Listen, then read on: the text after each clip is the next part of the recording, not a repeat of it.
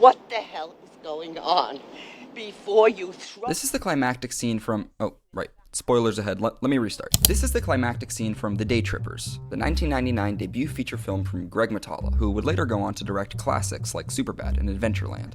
The Day Trippers follows a dysfunctional family's odyssey through New York City. In this scene, all the pent-up emotion and anger felt by each member of the Malone family comes to a head and explodes in a cathartic, all-out brawl. I'll show you a few seconds of it now. You tell me what the hell is going on before you throw away the best thing that ever happened to you in your life. You have The no only right good giving thing. anybody advice, Mom. Okay? You have no right. You pushed Eliza to marry Lewis. Now look what's happening, Mom. Look what's happening. You don't know anything, Mom. You know nothing, Mom. You know nothing. Thoughts? Well, I know exactly what I was thinking when I watched it as a freshman film major. This isn't very well done. Characters were blurry and out of focus, and whoever was operating the boom mic wasn't doing a good job. Mom, look what's happening. You don't know anything, Mom. You know nothing, Mom. I remember thinking, this is bad filmmaking. Here's another example. Friday the 13th, cult classic from 1980. There's this moment right before it becomes night and everyone starts getting killed off. Two characters are by the lake. They hear a thunderclap and look out at the horizon, and then we get this. He's gonna do whatever Nettie wants to do, you know? It's gonna storm. Like, seriously? I'm actually supposed to believe that's lightning? It's yellow. Once again, bad filmmaking. I'll give you one more. Punch Drunk Love, 2002, directed by the king of bad filmmaking, Paul Thomas Anderson. A scene I think a lot about is this one, in which the protagonist has a phone conversation with a sex worker. Adam Sandler's performance as Barry Egan, this awkward, emotionally stunted guy, really shines here. PTA chose to shoot the scene in a single, uninterrupted take, which I think was a great choice because it really allows Sandler's performance to breathe and lets the tension build, and is what I would have said if this blaring error didn't occur about halfway through the shot. No, you have a girlfriend? Yes. Oh, where is she? She went out of town. Oh, good. I like that.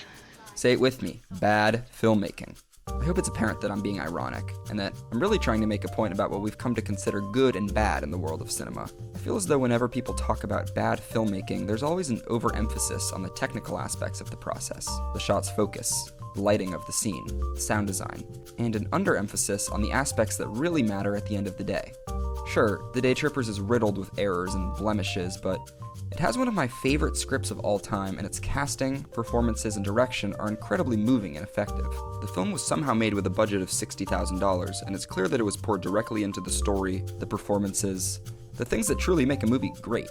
While there may not be any out-of-focus shots or underexposed scenes in any big-budget productions nowadays, I'd argue that you'd also be hard-pressed to find a story or level of acting that matches what Greg Matala was doing with $60,000 in 1999. Despite the camera error during Barry's monologue, Paul Thomas Anderson managed to snag Best Director at Cannes for Punch Drunk Love, which I think goes to show that truly superb filmmaking isn't a result of a lack of mistakes, but instead the presence of true artistry.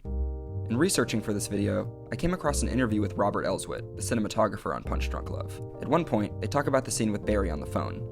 During a take, the front of the camera bumped into a table and knocked the camera briefly, causing the shot to jump from Sandler to an image of an out-of-focus piece of set and then quickly readjust.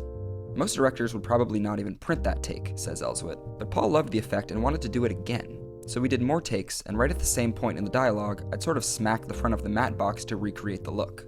This quote only furthers my point. Not only should mistakes and slip-ups not be avoided, but according to some people, like Paul Thomas Anderson, who I'd say knows what he's talking about, they should be embraced and sometimes even added to the final product on purpose. I'm not sure what PTA liked about the camera jolt in Punch Drunk Love, but I know what I like about it. I feel like there's this needless obsession with hiding and obscuring any evidence that a film is a film. For some reason, it's considered a failure when you catch the reflection of a cameraman in a mirror, or when you see an extra making a face at the camera, and I don't really know why.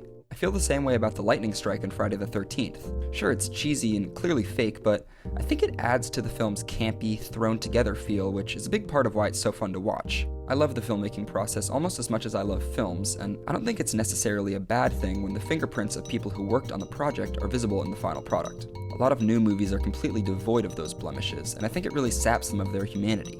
It's a sentiment that I think is really valuable for young people who want to make things. The goal isn't to make something flawless, but to make something human. Leave your fingerprints, brushstrokes, mistakes, because they're present in all the best art. Thanks Thanks for watching.